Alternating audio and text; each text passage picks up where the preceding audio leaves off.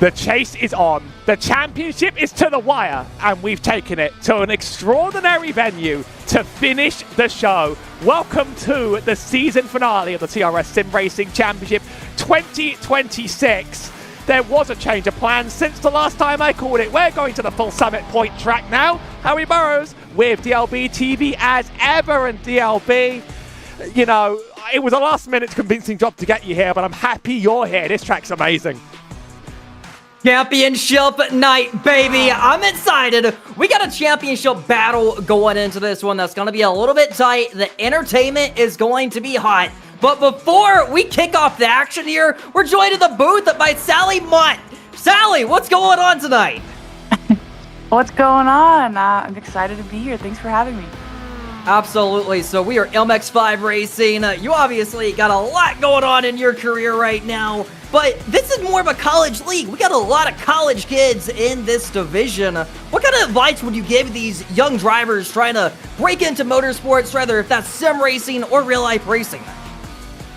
Well, obviously these kids have a passion for it, so you know it's going to be tough and there's going to be a lot of challenges along the way, but if you're passionate about it, I say you get in there, you put in the work. I mean, obviously we're on the sim right now. We're grinding. The sim helped me a ton when it came from practicing for my real life races.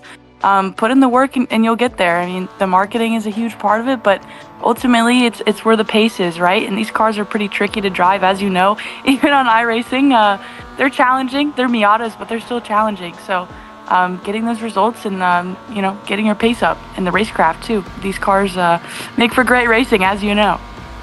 So, obviously, you talked about your real-life racing, and you ran the MX5 car last year. Bit of a change of plan this year. You're making the move to stock car racing, getting into NASCAR, breaking that door down. Tell me a little bit about the change and what your plans are for this season.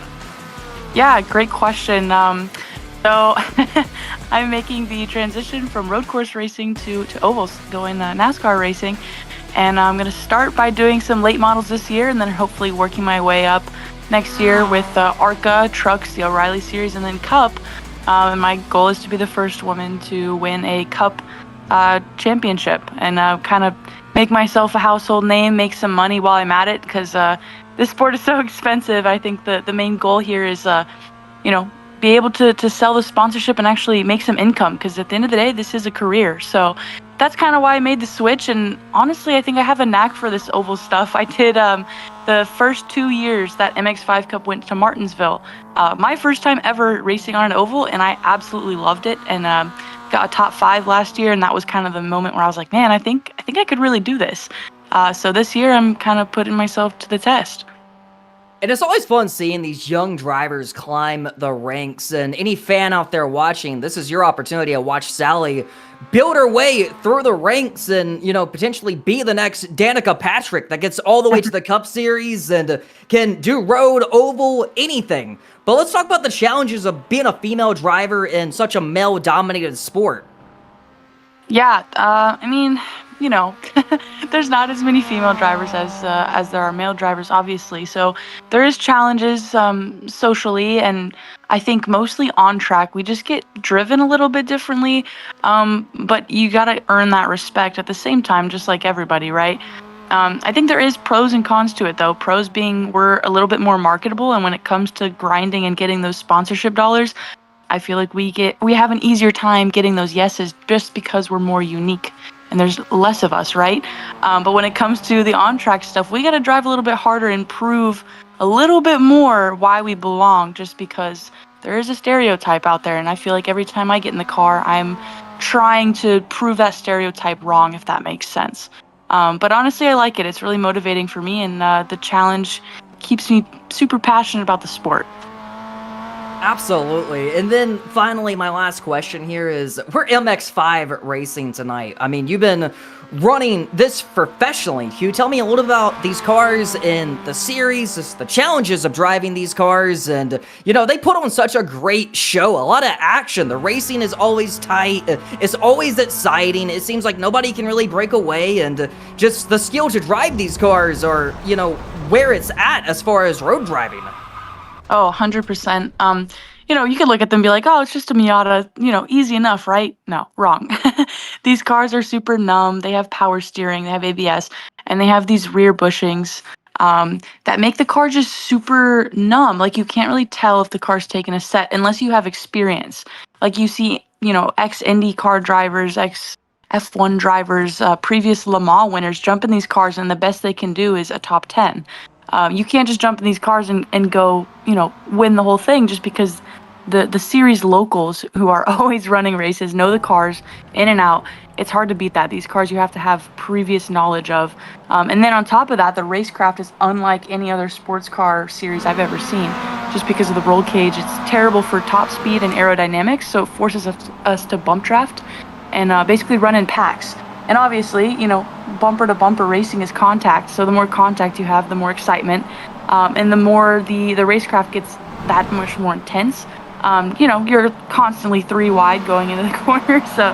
So code brown moments are kind of common in this series. And I think it's really, really helped me grow as a driver in terms of racecraft and learning a car that's super numb. And I feel like if you can make this car go fast, you can jump in anything and be relatively comfortable and up to pace pretty quick.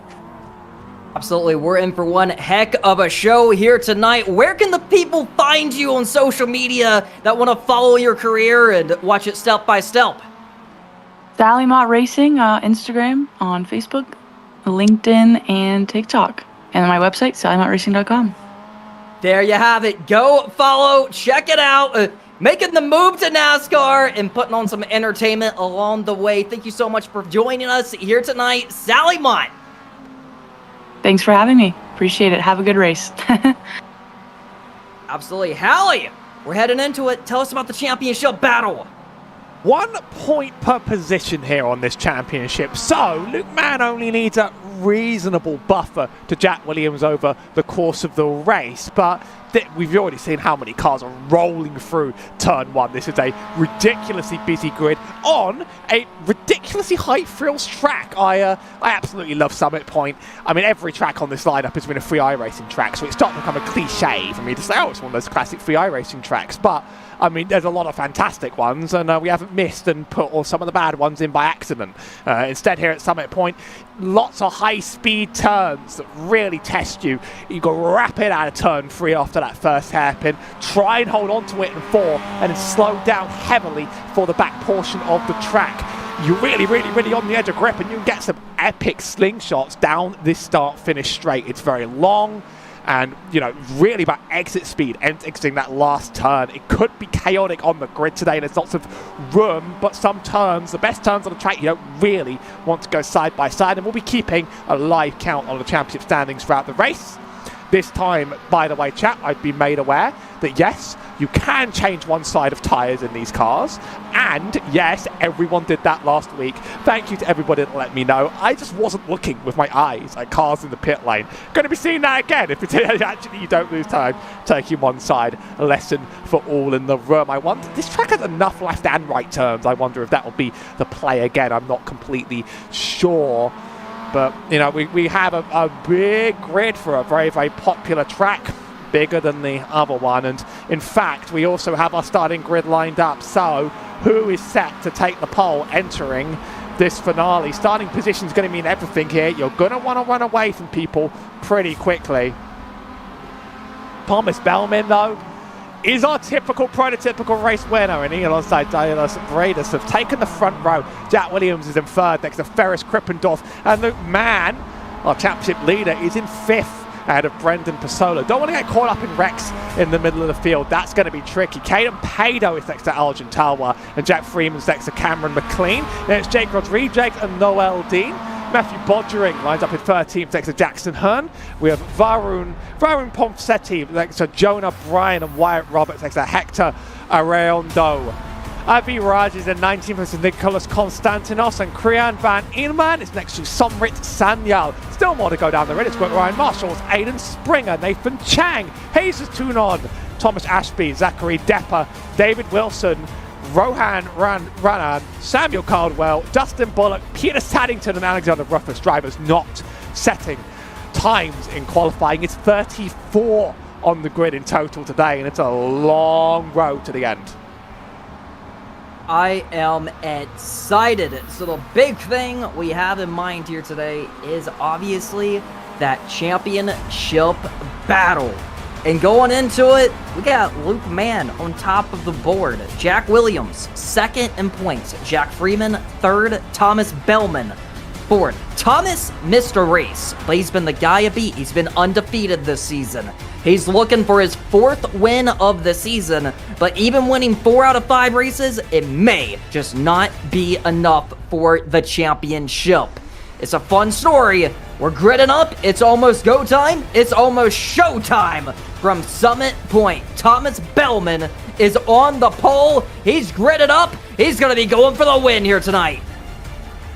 Going for the win might not be enough to get a championship. Many drivers behind them are going to have to run into problems if there's going to be any chance, although crazier things have happened, let me tell you that. So it could be a busy, scary day on the track for everyone. Drivers just finishing off their gridding. I'm trying to make sure they actually show on the tower properly this time. I swear this worked last week. We're close enough. I'm going to tune that down one more time. Thankfully, we have a little bit of time. And it's going to be a standing start on the grid once more at Summit Point. Look at how far back they go, by the way. That is a little bit scary. Will it be carnage in turn number 1? The lights are about to be off from Summit Point. The drivers are gridding up. It's time to begin the show, and we're green flag racing from Summit Point. Thomas Bellman sends them into turn number 1. Who will make it? Who will survive such a big field? Everyone is hammered down going into 1. They're going to fan out slightly, but the race is on. The championship battle is on its way. Step number 1 of being champion here tonight is survival. 45 minutes on the clock. Let's get it from Summit Point.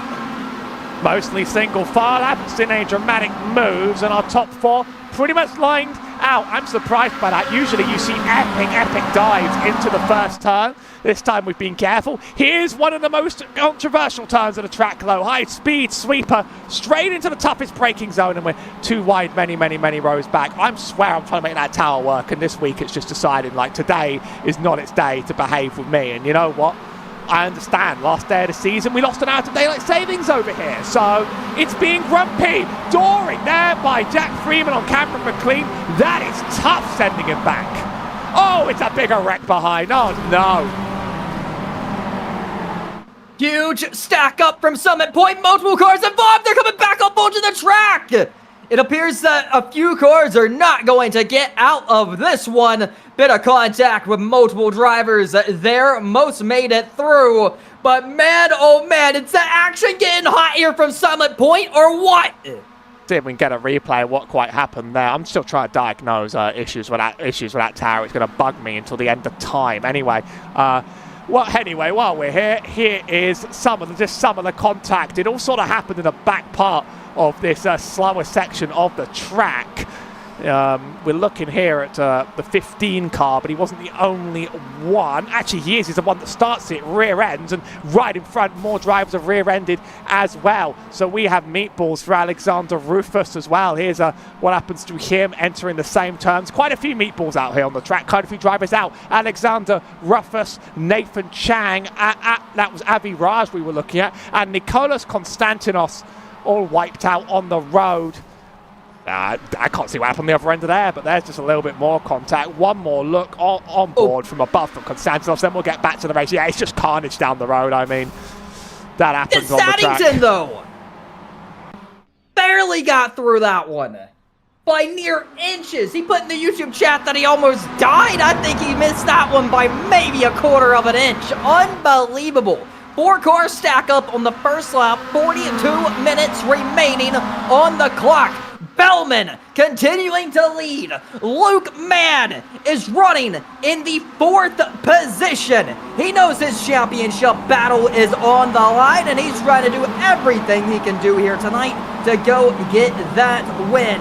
is going to be hot. The action is going to be tight. Surviving is going to be everything, but most importantly, you gotta gather every point on track. Every position is 1 point. You gotta get them while you can. Look how close they're cutting it around here. Luke Mann's where he needs to be with this point system. He pretty much would be in a clean place to take this championship if it stayed where it was. That said, these races never sort of end quite as you would expect them. He'd have a clean gap as well to the driver behind. So he has to not be silly, not make too many mistakes. Here's Naldine pushing quite up. She's done quite well to make it up 3 places from the start, pushing her way past the 14 and the 24 on the starting grid and just moving her way downtown. Dallas Bradis isn't done at all with Bellman, but here's Jack Williams on the inside of Caden Pado. This is one of the most important corners on the track, but you want to run very, very wide. There's a lot of tarmac here on the exit. You can use all of that, and that's how you're going to get most of your speed, by treating it by like a wider turn than it really is. Now watch this drafting down the straight. Some of the smartest drivers might bump each other. Up ahead, Brendan Fasola tries to duck out the way of Luke Mann, but Pado and Williams, they're going to try and make the move themselves. It's Williams on the inside. He's going to clear. So we came into this race with Luke Mann having 133 points. Second place was Jack Williams at 127. Right now, Luke Mann is doing everything he needs to do to win this title. He has to beat Jack Williams. But if Jack gains on him by a couple positions, that's fine. But he has to get a good finish here today. Right now, Luke Mann running in the 4th position. All he has to do, keep his eyes on the prize. Don't get into trouble. You come out here with a top 5, you're likely coming home with the title no matter where anyone finishes. Luke Mann is the guy to beat right now. He may win this title without winning a race this season, but that's mainly due to being the most consistent driver over a 5-week span. Here comes Caden. He's trying to gain some positions. He's going to be looking to the inside here for that 7th position. He thought better of it. He had the momentum, a dive bomb it. He's taking it easy right now, hopping them curbs around here, trying to get a good draft and set up some momentum for the next turn. Dallas Bradis here has been sort of eyeing in to a chance, but if your exit isn't excellent out of the last turn, the best you can really do is sort of give it a bump and wait for the next one. Ferris Krippendorf is up in 3rd, just sort of tagging in behind, dropped by a couple tenths, whereas Dallas Bradis still here. I think he'd like a win. It's very nice to win. It isn't really a championship on the line for a win, so you don't want to take yourself out making it happen for him, but it would be fun to get it done. This is a bold place to pass if you can get really alongside, but if you don't, I've seen a lot of horrible accidents happen onto that turn, trust me. A lot of very, very bad moments. Naldine dropping back in that sector, though. Just lost a few positions on the road. I wonder if anything in particular triggered that one, which is a bad corner exit. It's the gravel. Very easy to take too much gravel on the exit there. Very high speed turn. If you take it almost flat in these cars, but it slows you down for a few turns after that. So Bradis running in the 2nd position. He's been the guy to beat for round 3 and round 4, and has had a hard time putting the whole race together.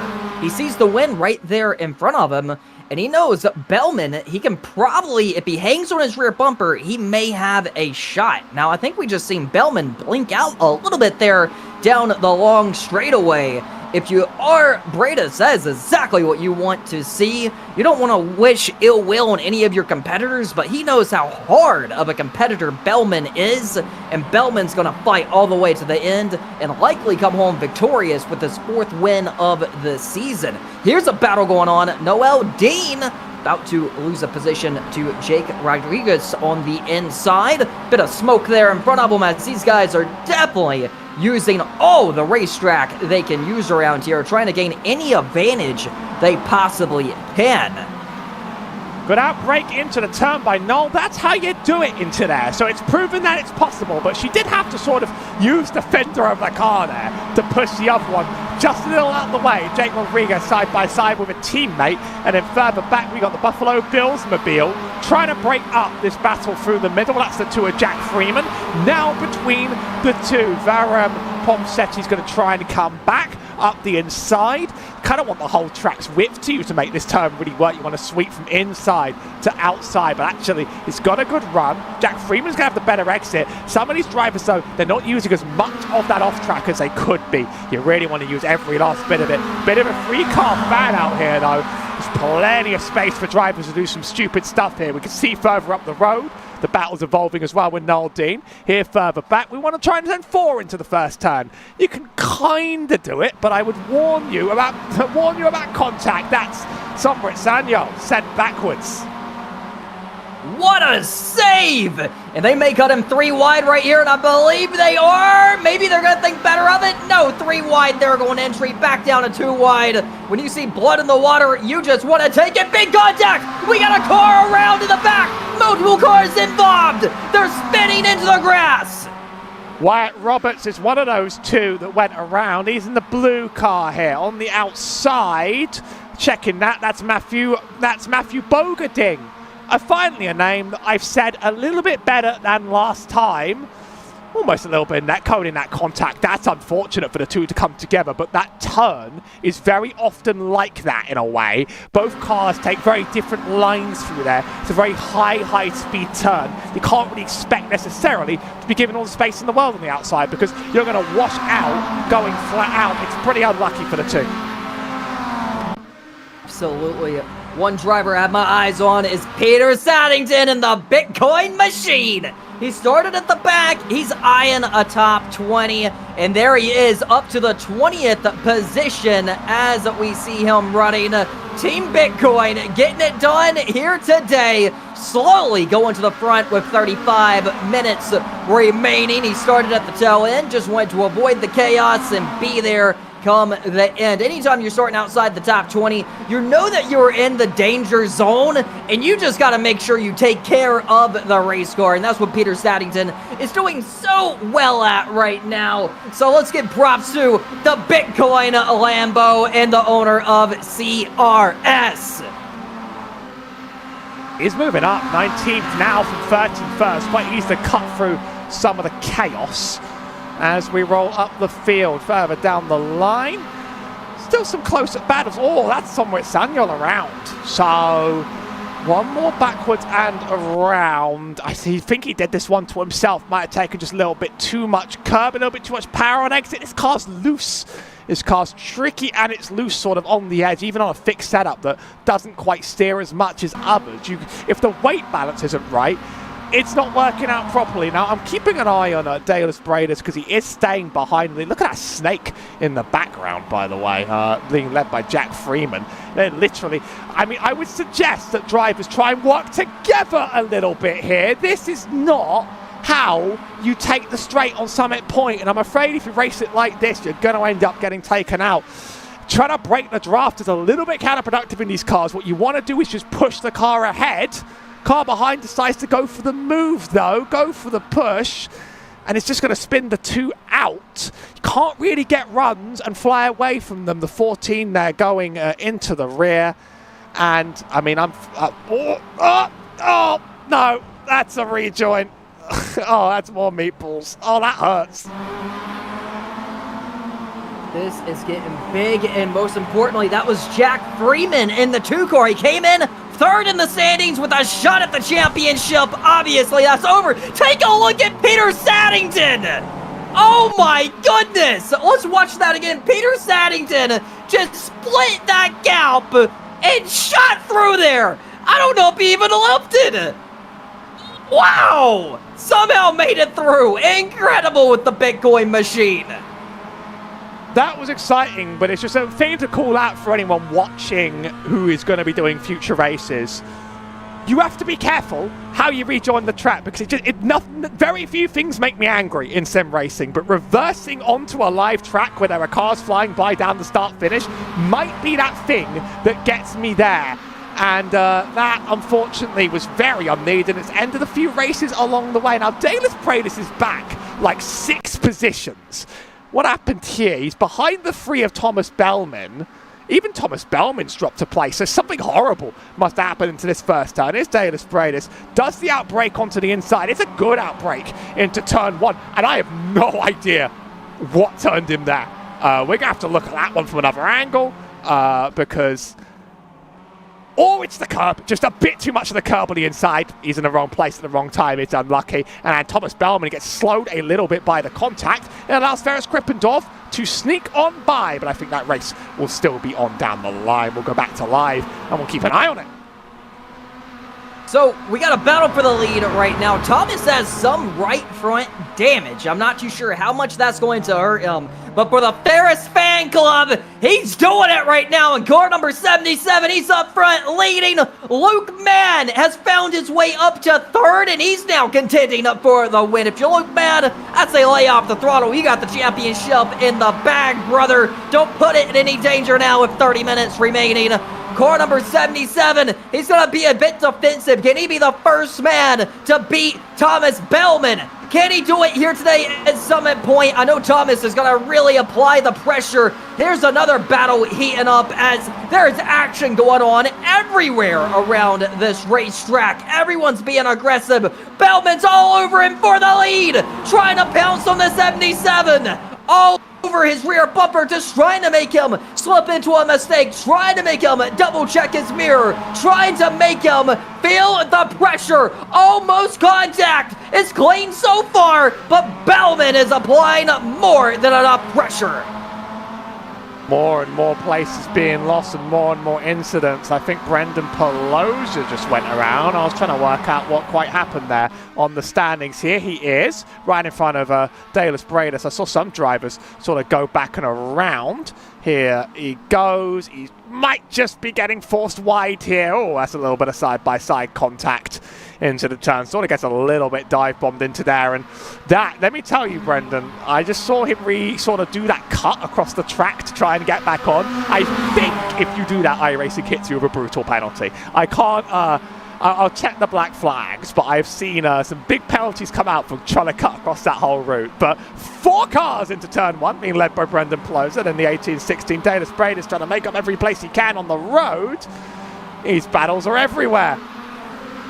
Sometimes when you put yourself behind the 8 ball, whether it's of you're doing or not, like Greatest, you feel a bit of pressure to gain everything back. You want to gain back as much as you can. He knows that he has a car. He is a driver that could have potentially won this race, and he feels like he made a mistake that just cost him, and he's definitely forcing the issue gain back everything. Trouble in front of him. We got a spinner around, and that's going to be a position for Bradis. So see how this is going to work out here. He's going to stay off the group, but obviously a very blinding turn as he's trying to turn around. Brendan, what happened to him? Did he get loose on his own? Bradis actually takes a shot from the car behind, by the way. He gets away with it, but he actually takes a shot into the turn. I was sort of worried if that was going to end badly, but yeah, that's just loose again, and now scrambling for grip. He's got grass all over the tyres. That's not going to help. Bellman's not done, but Bellman might be doing the smarter play on this straight, and that is simple. You can make a move, but the race is 45 minutes, and you get more speed on long straights. This is one of the longest straights in the whole championship. Get more speed on straights on this car by pushing. You know the Daytona Talladega Classic, the bump draft. It applies to these cars. They've got no power. They're very aero limited. On the long straight, give a shot to the car in front and stay in line. It's going to help you. Both of you move up, and then you will make that move eventually. But the race is long. Bellman knows he can get that win if he applies himself to it. Don't need to force the issue right this second, I don't think. If one opens up, he'll take it. But I want to see drivers bump drafting down the straight. A few things I want to talk about here. One, that third position of Luke Mann. He's leading the championship. Now, he has about 10 points over the car behind him, but Jack Freeman... obviously, he had some issues, so he's out of the battle, but Jack Williams is running in the 4th position, 1 position behind him. So if you're Luke Mann, you can lose, 5 positions or so, and you're going to be okay. You're going to be fine. Right now, Luke Mann needs to keep his eyes wide open, just in case these 2 leaders take each other out. Because if they take each other out, and Luke Mann is involved... goodbye championship title. It's over. He can't put himself in a dangerous position. Let's take a look at Peter Saddington. What happened to him? Incident ahead, and he's just going to be in the wrong place. That's Jonah Bryan that was turned around, and Saddington finally just can't escape from it. For once, like, finally the incident happens, the car is away. But he didn't get damaged and he's still rolling. I think number one tip, if you're a driver in a position right now like Luke Mann, who was just able to slingshot the two of them, number one is just don't crash. That's like the number one thing I have to tell you. Luke Mann needs to not crash. And if he doesn't crash, he could win this championship. Here's how he was able to get that lead. We were watching the wreck at the same time. Keep an eye on this, but this might have just been a big run down the straight. If the two are holding each other up, I think he's just going to be going that much faster. And that much faster, you don't want to push the pusher. Bellman is pushing the car ahead here quite intelligently, but don't want to push the pusher. We're going back to Daytona. At that point, you got big enough of a run, you can go around the edge, and he wasn't actually that hard contested, that hard going into the turn. So fair enough for him. Leads the field for now.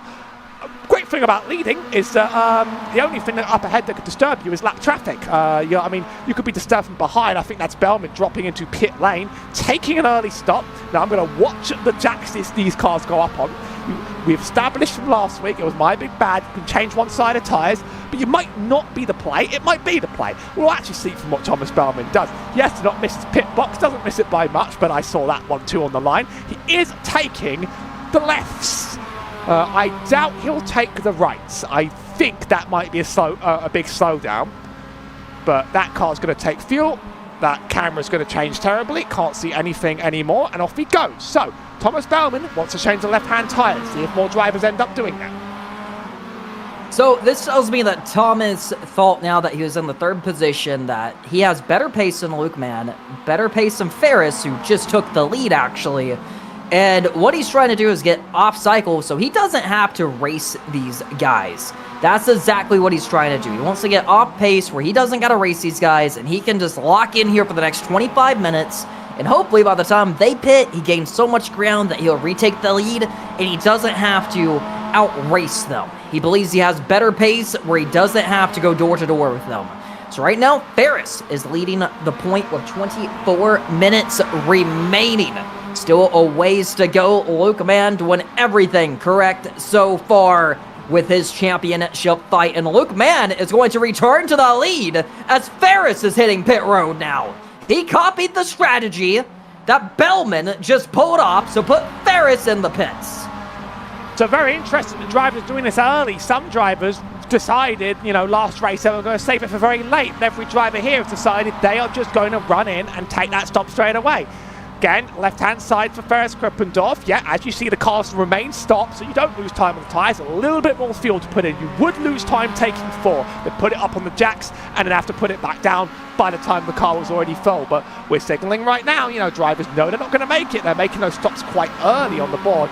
Luke Mann's got clear air now. A reminder of the fastest lap. This wasn't just set, but I can show what the fastest lap was. It was Ferris Krippendorf at 1:20.087. Wonder if we get any 19s this race, by the way.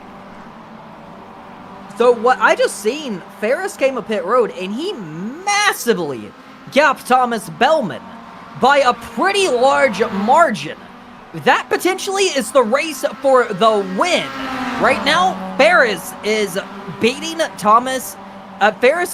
Thomas Bellman right now as we stand, but obviously we don't know what kind of pace Luke Mann is running up front. If you're Luke Mann, I think you just push it as hard as you can and you pit when that time is right. But also, if you're Luke Mann, be smart. What's more important, the win or the championship? Looking at the numbers in the pit lane, it will reveal why he's gapped him. Simply put, Ferris Krippendorf spent 2 fewer seconds in the box. Now, we did see Thomas Bellman missed his box by a bit, but it wasn't catastrophic and that wasn't 2 seconds. We saw they took the same tyres. It's probably not the tear-off.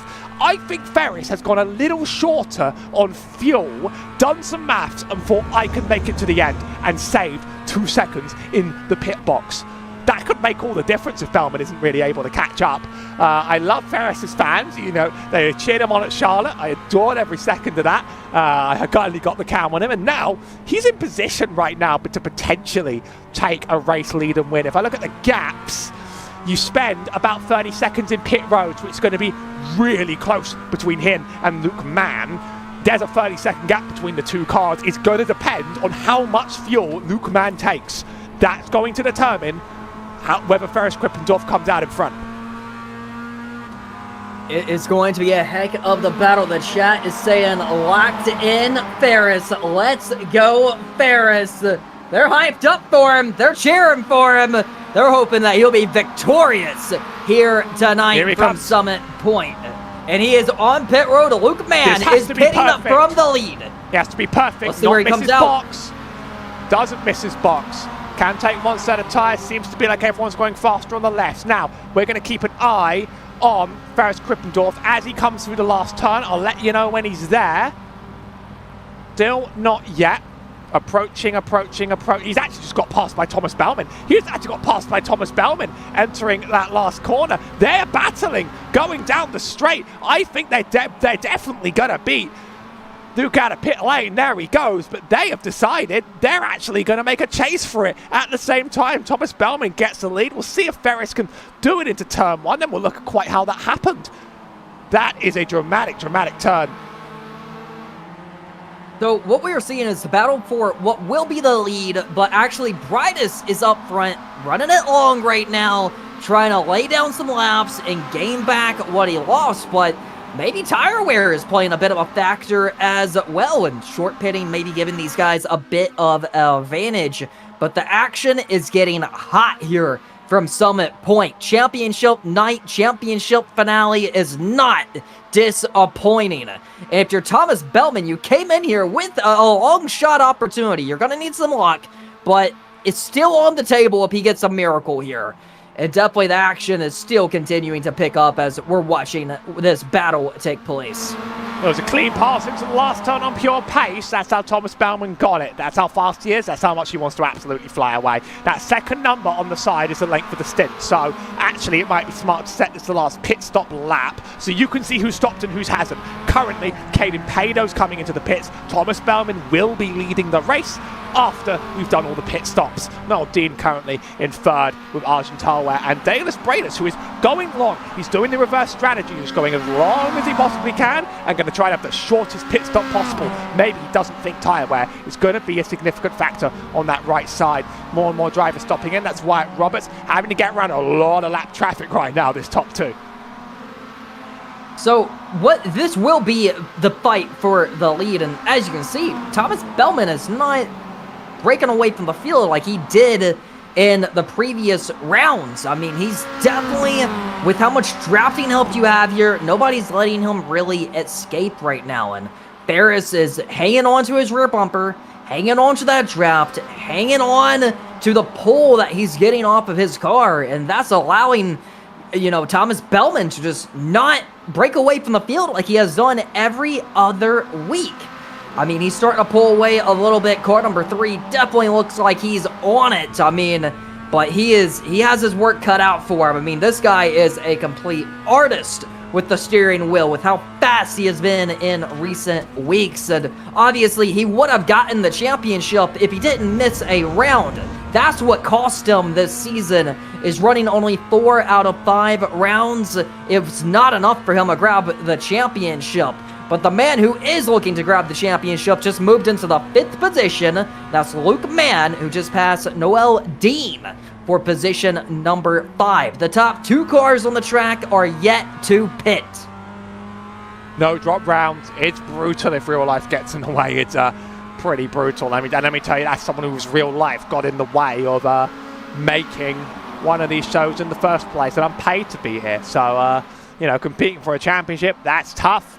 But Bellman wants to try and get every single win and sort of prove something in the first place. Jack Williams is dueling with Brendan Pasola. I'd be saying Pelosa, that's been the next name I've been getting wrong down the chain. Side by side, very, very, very wide there for Williams. That's going to be slow run through that turn. You do not want to be compromised through there. And what a correction he made, because that could have been disastrous if he would have misjudged that corner by just a few inches and went off track. He is going to continue. Another driver who's in the championship fight, looking like he's going to definitely be top 3 come out of this thing in the points.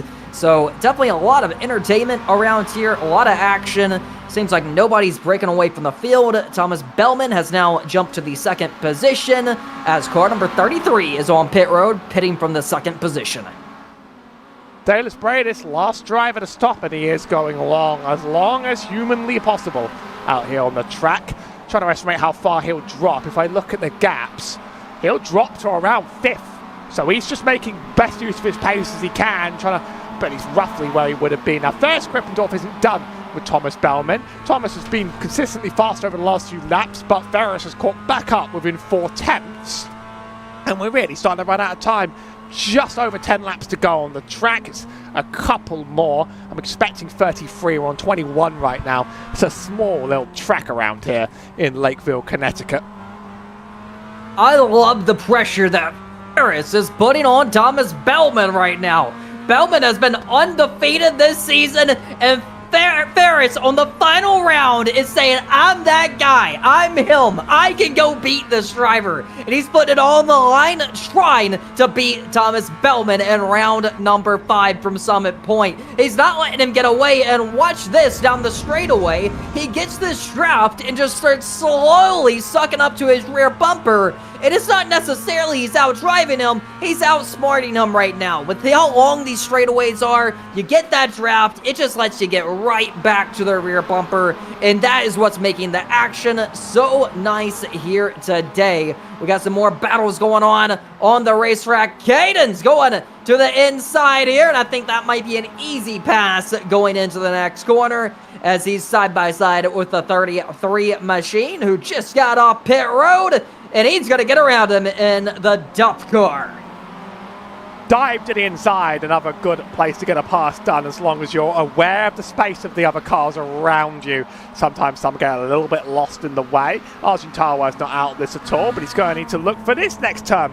It's not completely flat. You need to get some rotation going in, but you really want to be on the absolute edge of grip running through there. It's this one that's totally flat, as you sort of line yourself up to immediately brake harsh into that final sector.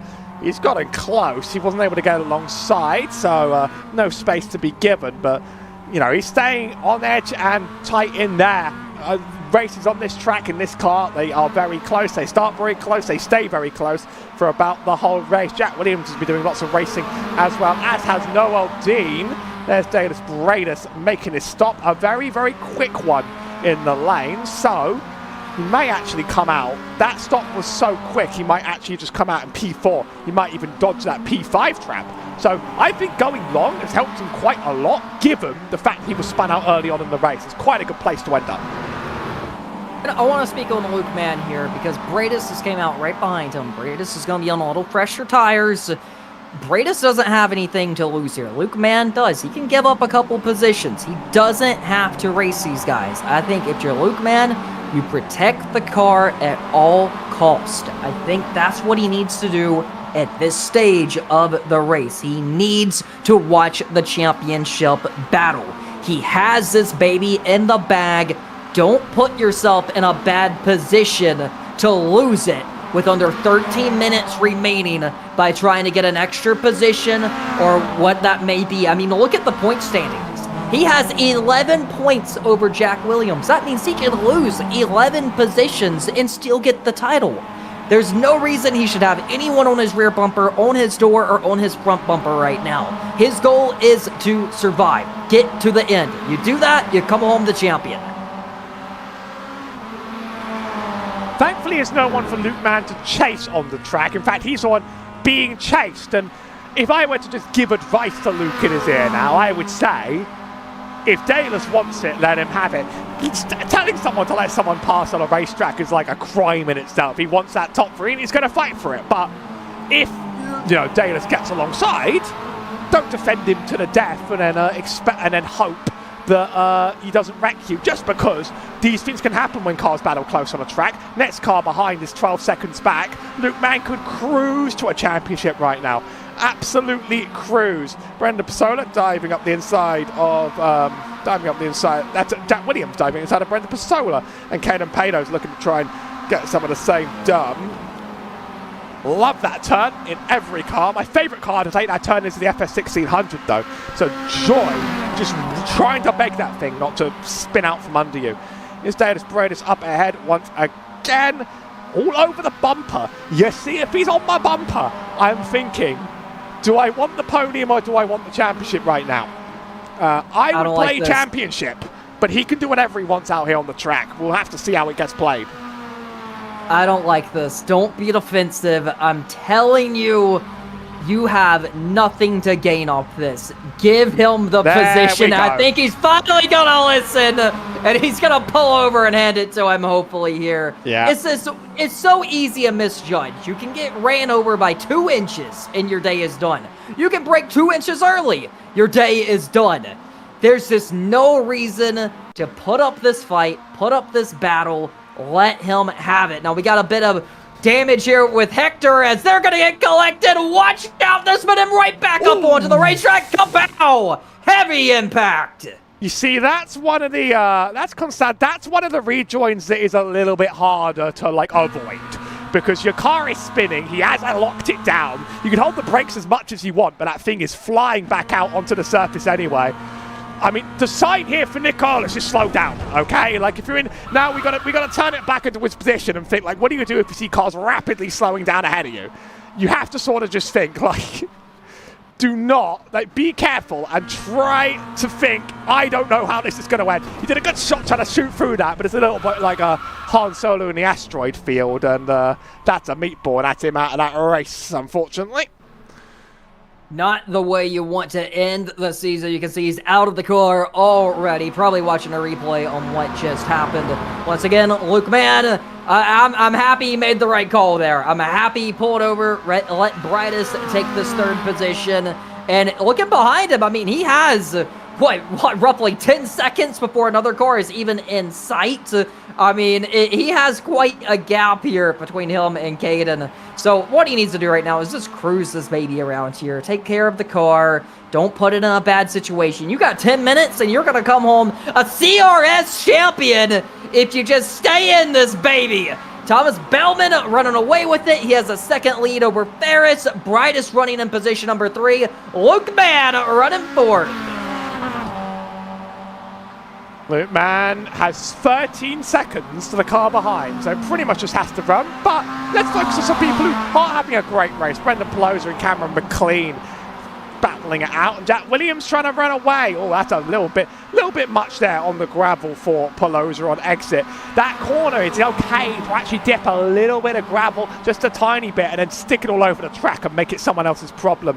They're saying F1's a little bit like Mario Kart. Well, Summit Point Raceway has the banana peels. You can just drop behind you on that turn. Argent Tower is also trying to chase down Caden Pado. Drivers just trying to make positions here to finish off the championship. You love your Peter Saddington. Here he is, still battling alongside Somrit Sanyal. Sanyal just got him into the 1st turn. That rebound, baby. He's looking for a top 15 run. He started outside the top 30, drove up to 20th, got wrecked, and now he's battling for a top 15, and he is hot on the pressure. I think we see contact. There we go. Peter is going to make it through, but there's a fatality behind him. Car number 31 is jumped. How did this happen? Let's work it out. Bit of a bump into the turn. Don't think that was it. Oh, he's going to do it again. Oh, he gets away with it, and then it's that. That 3rd one is a bit more accidental than the other 2. I think they're just crossing paths. But, you know, car behind sometimes has to slow down a bit. That's Peter Saddington has maybe made the fatality on the track today. Sanya's just trying to wheel it home. Just trying to wheel it home. Just trying to get it moving. I think it's done. Got a little bit of carnage on the track. Our biggest moves of the day, by the way, it is Peter Saddington. Ain't that the story of the day, isn't it? Up 16 places today. Tom gain some more. It looked like Peter, you know, that was just an incident where they both ran together there, where one was coming up, one was coming down. They crossed paths, and before you know it, you got a car junked. And right now, it looks like Thomas Bellman is still running away with it. Look at the damage on the car up ahead. Road. I mean, like, he doesn't have to do it. That car's not getting repaired in 7 minutes. So, you know, I respect the drive. Unfortunately, no fast repairs, so that's where he's going to park and end his day. If he was a danger on the track, I'd tell him not to. But to be fair, he made it. He made it to pit road, and that's how you do it in a real race. You wouldn't want to get the tow truck out. That's the humiliating thing to do. You want to take it home.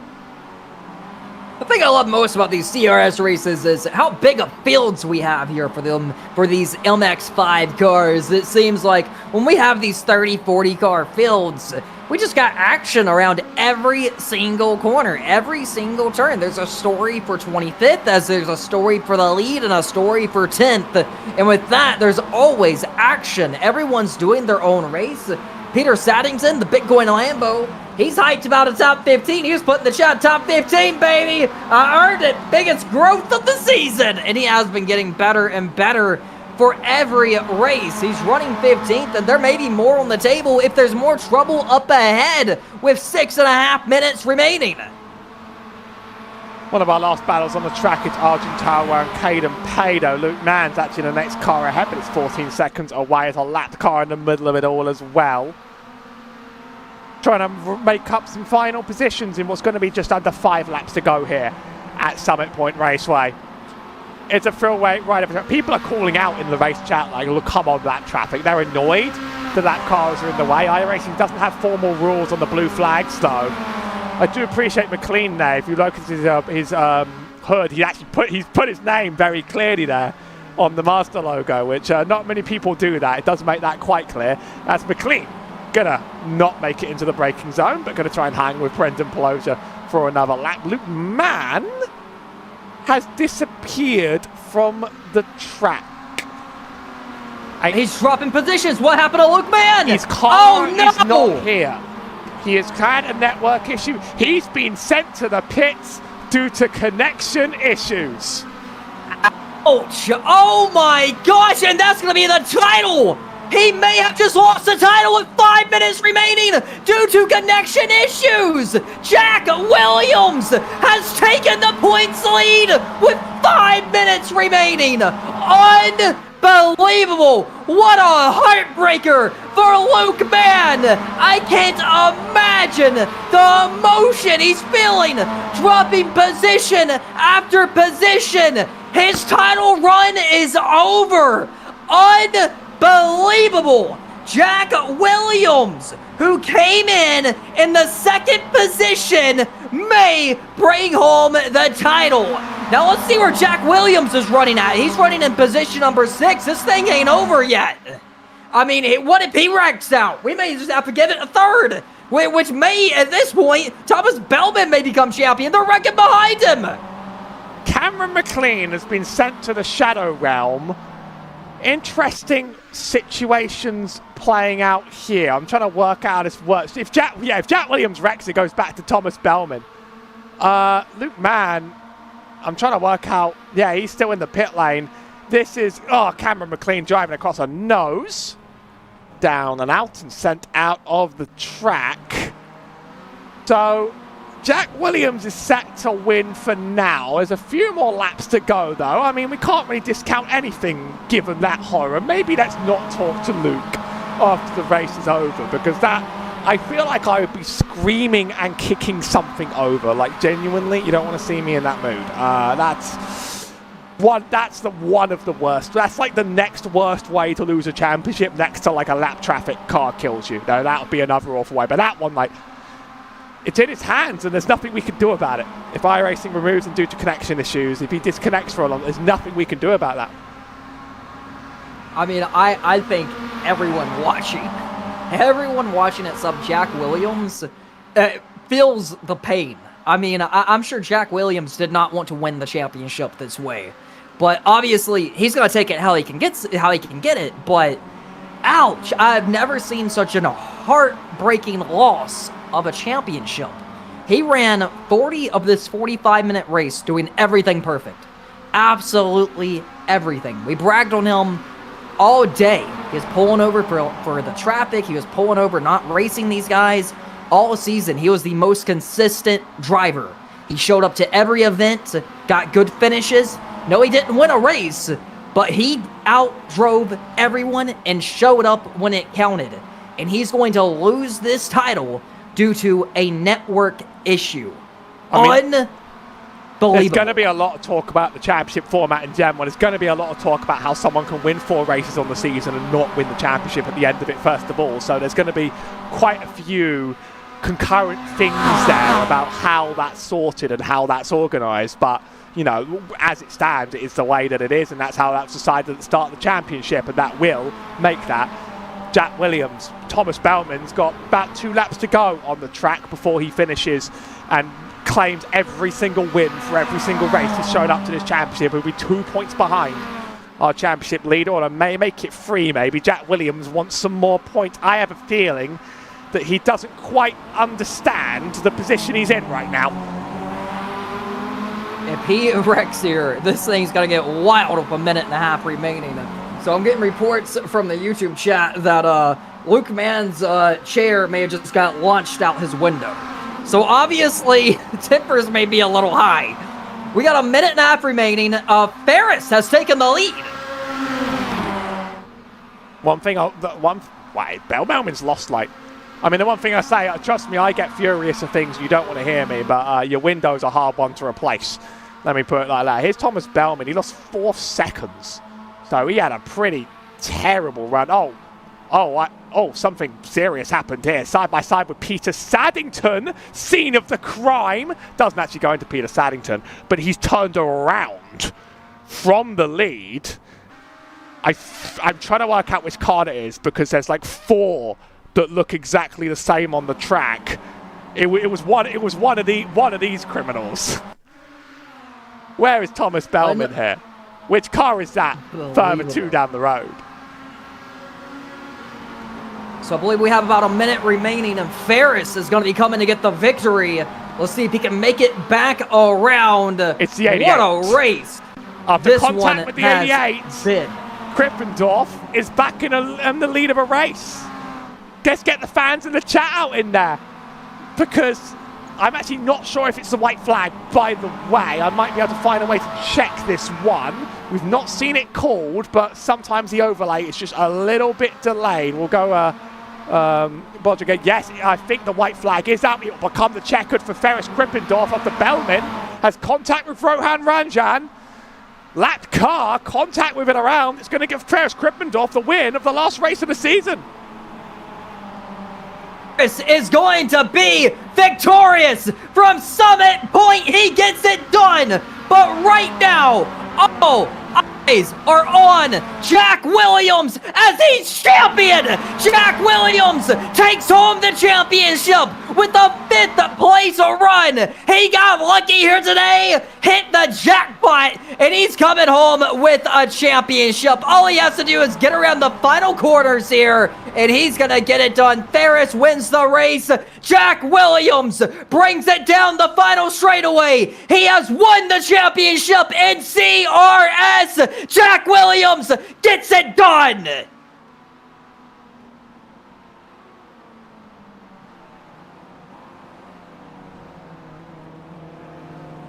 What a battle!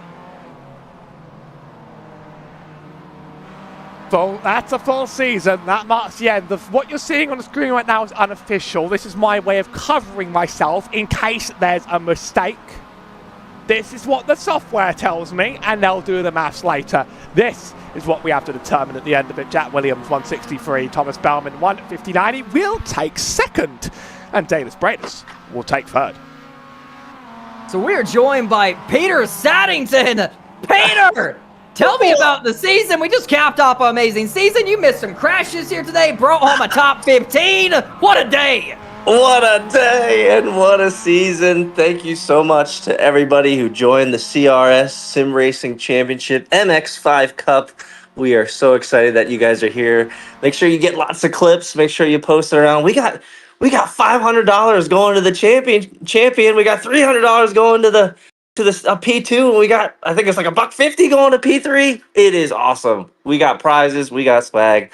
Thank you so much, Howie. Thank you so much, Dustin, for all your great work. This has been a great season. Cannot wait for the next season.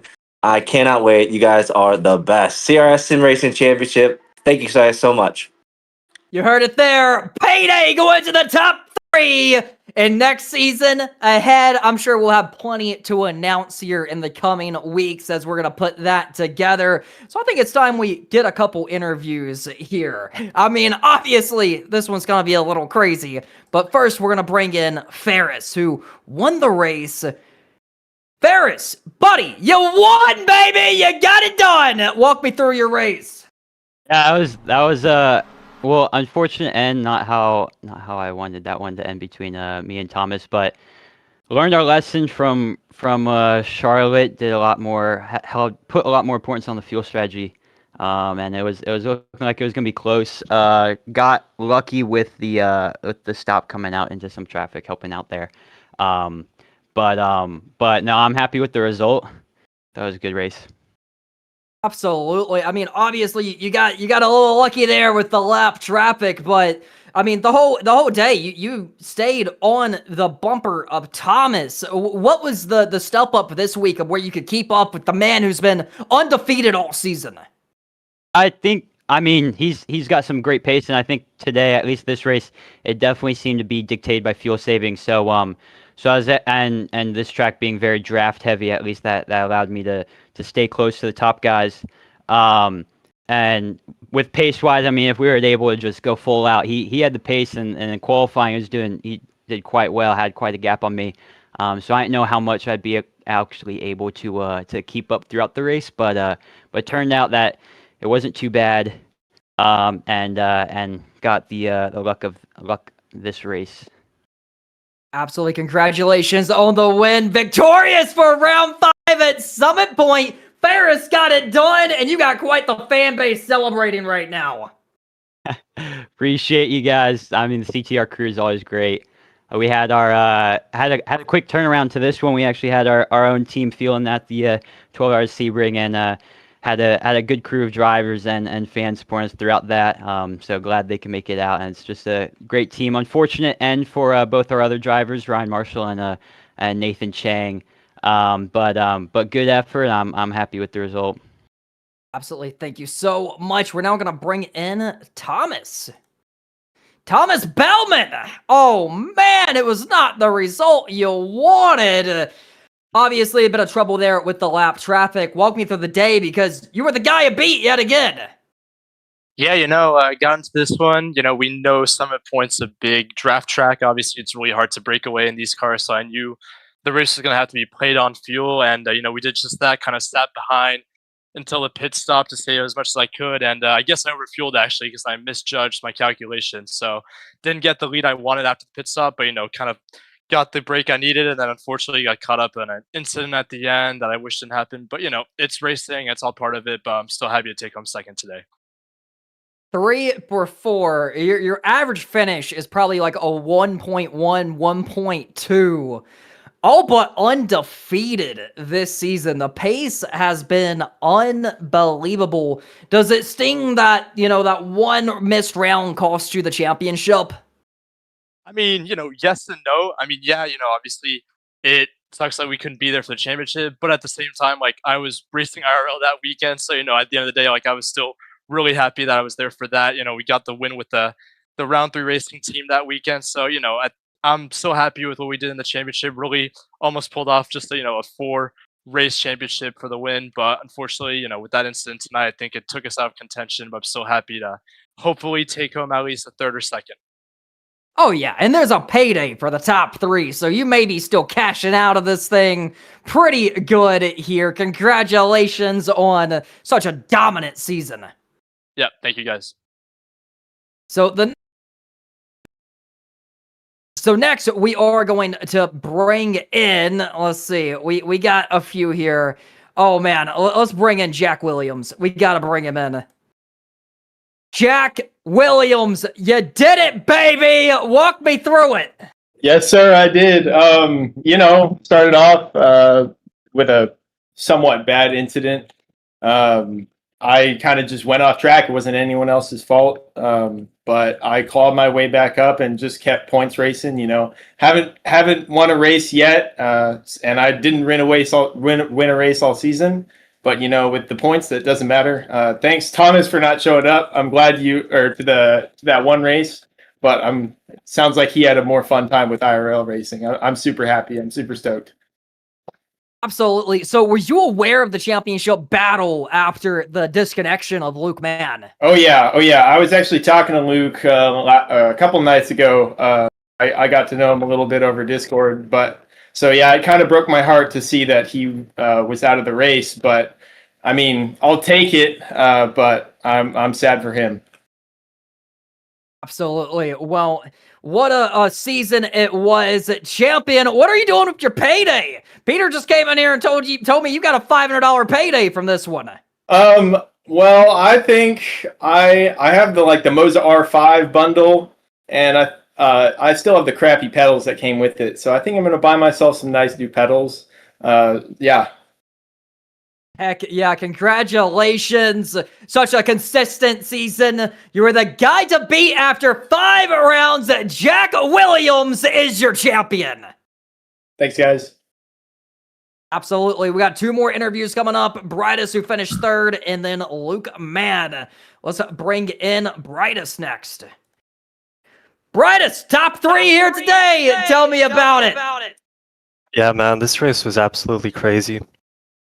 The way I spun there when trying to overtake Thomas was abysmal. I mean, I have no clue how I lost so much grip there. But yes, through some intense luck, due to Luke's connection dropping, I think I secured either 2nd or 3rd overall. Absolutely. Such a fast day. It seems like the last 3 rounds, you've been on it. You've been the guy to beat. What's with the pace improvement here at the end of the season? You've been getting hot. I guess it's just getting more used to the car, pretty much. Not much else. I mean, yeah. Absolutely. Congratulations. Top 3 here tonight. Thank you. All right, here it is. Luke Mann, this isn't the interview I wanted to do. I can't imagine how it feels right now. Can you walk me through the emotions? Oh man, it's brutal. It was looking so good. You know, I was talking to the team, strategizing for this race. It was a relatively conservative, fuel strategy, pit strategy we had going. Everything was working out. These races are usually, eventful, and so it was going smoothly for once. And then 5 laps to go, connection drops. I couldn't believe it.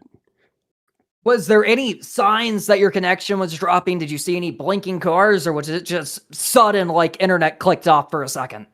It was every car on the track disappeared just randomly, like out of the blue. Everything vanished, and then my heart sank. I kind of knew what was happening. It came back for a second, gave me a little bit of false hope, and then dropped again. It was game over.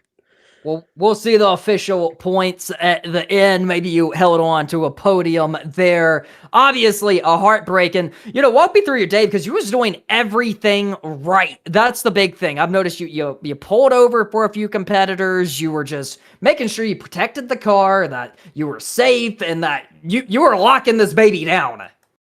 Yeah, I mean, this needed to be a championship drive. That was kind of as fun as it is to go trophy hunting. I really wanted to bring home the championship for the Rice Owls Motorsports team. It's too bad how it turned out. But yeah, that was the strategy. I mean, we had good pace today. We were right up there. I think, in practice I was hanging on to Thomas, which is a feat here because he's rapid in these MX-5s. But, we had the pace to be right up there. It was more staying out of trouble, being careful with the lap cars. Obviously, the top 3 are getting racy because they wanted to, get the win. And so it was really just about staying clean, which thankfully we were able to do. No issues in the pit lane. Pretty smooth pit stop. It was all working out really well. My plan was just to stick behind Dalius at the end there. Get his toe a little bit, 5 minutes to go, and then just hang out and bring it across the line. So. It's too bad, but it was a good season, consistent season. We showed we could be up there. I usually am more of a prototype and open wheel kind of guy, so jumping into MX-5s was a fun challenge. But I think it was a good season. Too bad, but we'll show them what we can do in real life. We've got a great team here at Rice forming. Molly Vance started everything off. She's kind of the founder, and then we have some great crew members. Boyan, lead tech, and then my friend Carson, he's running all the sponsorship and marketing stuff. So, once we get this program going, I think we're going to be pretty unstoppable when we get to Road Atlanta. Absolutely. It sounds exciting. There's always next season to grab a CRS sim racing title. Appreciate you for jumping in here tonight, Luke, man. Yes, sir. Have a good night. That's going to be a wrap for the interviews. Hallie! What a day! Long season, short season. Why did I just say long season? By that standard, every single season is long. But certainly a dramatic season. Certainly one filled with some chaotic, crazy races. What a place to finish yourself. I don't want to know what would have happened at Jefferson, but let me tell you, not good things. That wraps up the end of this season on DLB TV with CRS. And they're going to be back one more time later down the line, later in the year, maybe with some twists on the championship as well. It's been a lot of fun to be along for the ride. Absolutely. Subscribe. We got a new season coming up. Stay tuned for announcements in the future because the CRS Sim Racing Championship is far from done. This is only the beginning. This is only possible for all the drivers that showed up this season, all the college teams that jumped in, all the viewers at home that kept me hyped up in this commentator booth. Appreciate you guys all season.